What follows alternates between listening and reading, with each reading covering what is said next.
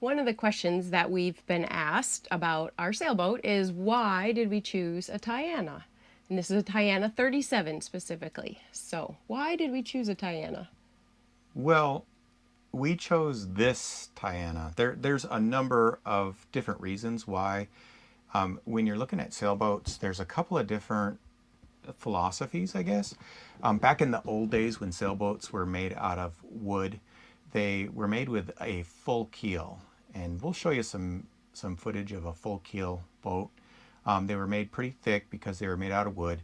And then they switched over to fiberglass. And when they switched to fiberglass, they were making them pretty thick. But as time went on, and and Technology or knowledge yeah, about fiberglass. technology advanced, a couple things happened.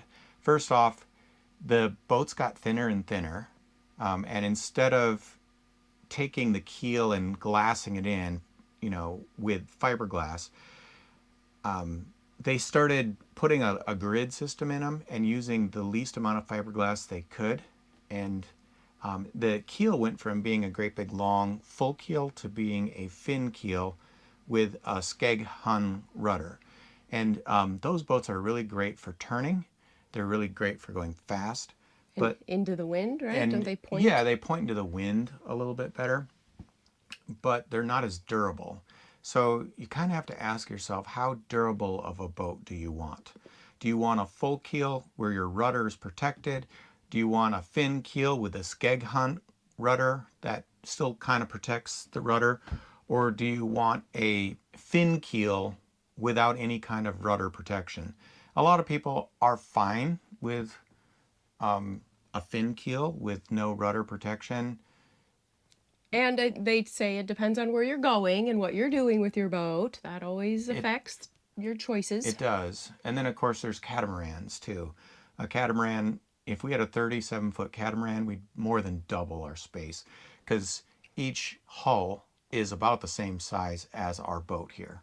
So it comes down to a few things. First of all, what's your sailing philosophy? We feel very comfortable in a full keel boat. And we're willing to compromise the size and the comfortability because with the fin keel boats, the You'll get more benefit is you'll get more room inside. The layout can be a little different. So there is definitely more room inside those boats. yeah. So full keel is less comfortable but more seaworthy. So and a fin keel is a lot more comfortable but less seaworthy, generally speaking. So we chose the full keel because I Jill, feel Jill more felt more comfortable. comfortable with a full keel. So, why did we choose Tiana? We were just kind of looking at full keel boats. We had a Cape Dory, and we loved that Cape Dory. they But and they do make a Cape Dory that's about this size, right? a 37 or Yep. 36-foot Cape Dory, yeah. It didn't have quite as much storage, I felt like, and we didn't find one for sale that was ready to go. They all needed a lot of work, the ones that we were looking at. Yeah, and ultimately we chose this boat because Charlie had it before us. Charlie, when you look at full keel boats, a majority of them are older, and older boats need more work. And I kind of characterize work in two ways. You have refits and you have maintenance, and every boat needs work. Maintenance is like what we did when we did the bottom. We had to scrape up the paint and put a new coat on. To refit the bottom, you'd have to Sand it all the way sandblast it. back. Yeah, and then there might be blisters, so Fiberglass. you'd have to pop the blisters and fiberglass the blisters, and then put some kind of coating on there, and the epoxy coating to keep the water out, and then you put on 5 or 6 layers of bottom paint, and you're at many weeks worth of work, whereas we got it done in a couple of days.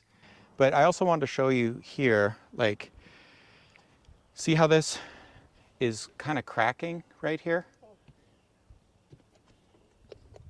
So earlier I was talking about the difference between refit and maintenance.